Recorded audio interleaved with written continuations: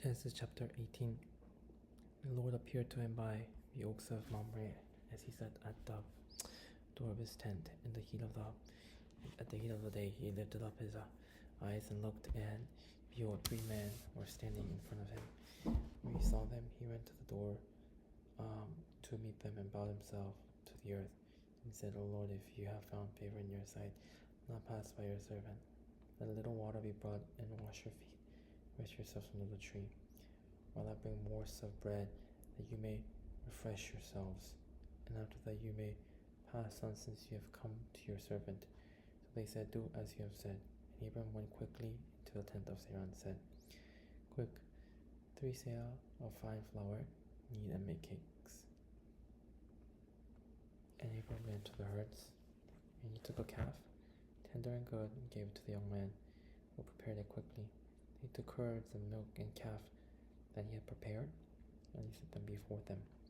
And he stood them under the tree while they ate. They said to him, Where is Sarah your wife? And he said, She is in the tent. The Lord said, I will surely return to you about this time next year, and Sarah your wife shall have a son. And Sarah was listening at the tent door behind them. Now Abraham and Sarah were old, advanced in years. The way of woman had ceased to be with her, Sarah. But Sarah laughed to herself, saying, After I am worn out, and my Lord is old, shall I have pleasure? The Lord said to Abraham, Why did Sarah laugh and say, Shall I indeed bear a child that I am old? Is anything too hard for the Lord? At the appointed time I will return to you about this time next year, and Sarah shall have a son. But Sarah denied it, saying, I did not laugh. She was afraid, But he said, No, but you did laugh. And the men set out from there, and they looked down towards Sodom, and Abram went with them to set them on their way. The Lord said, Shall I hide from Abraham what I am about to do?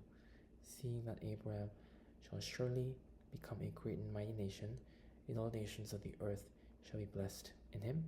For I have chosen him, that he hath commanded his children and his household after him, to keep the way of the Lord by doing righteousness and justice, that the Lord may bring to Abram what he was promised him. And the Lord said, Because the outcry against Sodom and Gomorrah is great, and their sin is very grave, I will go down and see whether they have done altogether according to the outcry that has come to me, and if not, I will know.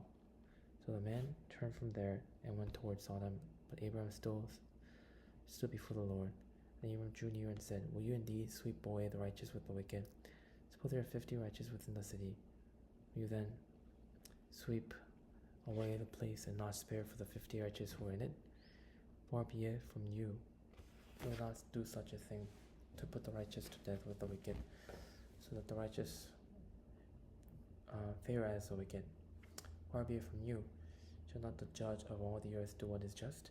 And the Lord said, If I find at Sodom 50 righteous in the city, I will spare the whole place for their sake. And Abram answered and said, Behold, I have undertaken to speak to the Lord. I who am but dust and ashes. Suppose 5 for the 50 righteous are lacking. Will you destroy the whole city for lack of 5? And he said, I will not destroy it if I find 45 there. Again he spoke and said to him, Suppose 40 are found there. He answered, For the sake of 40 I will not do it. And he said, Oh, let not the Lord be angry, and I will speak. Suppose 30 are found there. He answered, I will not do it if I find 30.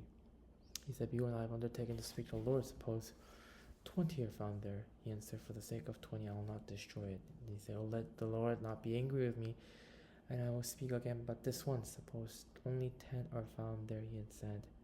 He answered, For the sake of the 10 I will not destroy it. And the Lord went away. When he had finished speaking to Abram, Abram returned to his place. Amen.